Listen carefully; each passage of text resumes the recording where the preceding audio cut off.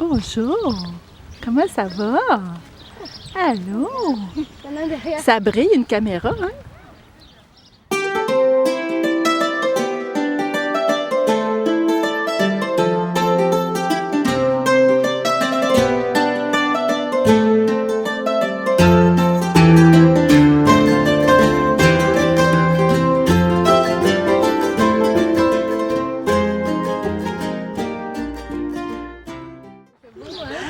Alors, Michel, on est où, là? Alors, on est à la ferme en alpaga, la vie en alpaga, avec Annie, ici. Bon matin! Bonjour, comment ça va? Ça va bien? Il fait super beau aujourd'hui, fait qu'on s'est dit que ça valait la peine de sortir nos coussins. Puis là, ben, on utilise les enfants de Michel pour nous aider à s'installer. C'est bien, j'approuve à 100%. Prendre ce qu'on fait avec de la laine d'alpaga.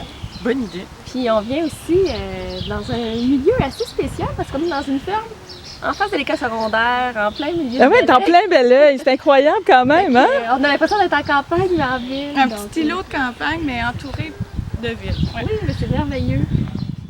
Les alpagas, ça a toujours été des animaux qui venaient de l'Amérique du Sud, de l'Amérique latine. Est-ce que c'est un milieu ici qui leur convient?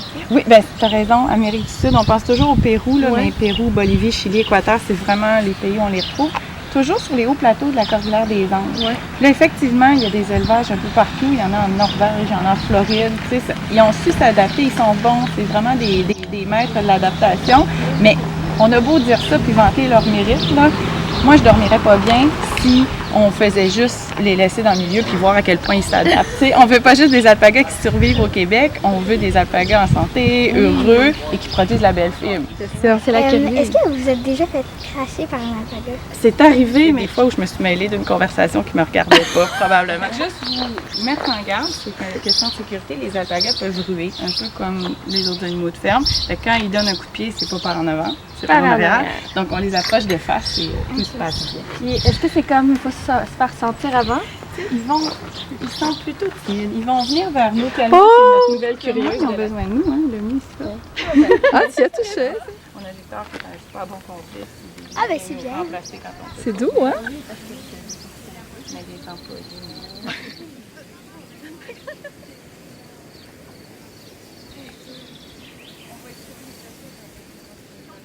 On a eu besoin d'assistance, je me suis j'ai joué à la petite piano, ça s'est bien passé. Puis on est toujours en...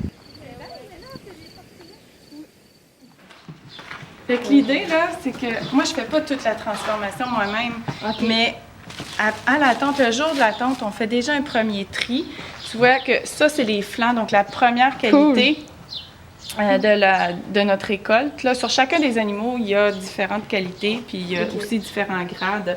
Mais bon, quand on dit la première qualité, ça va vraiment être la couverture. Donc, grosso modo, ce sont les flancs.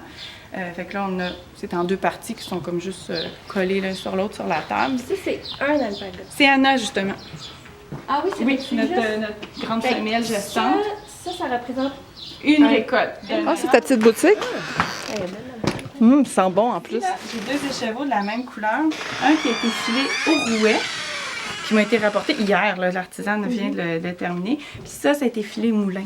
Fait que la grosse différence, c'est la régularité du fil. Tu sais, on s'entend que ça, c'est quand même déjà bien régulier. Si on compare avec ça, ici, c'est très différent. Fait que filé au rouet, on arrive avec des irrégularités qui souvent sont ce que la tricoteuse recherche aussi. Tu sais, ça donne une richesse.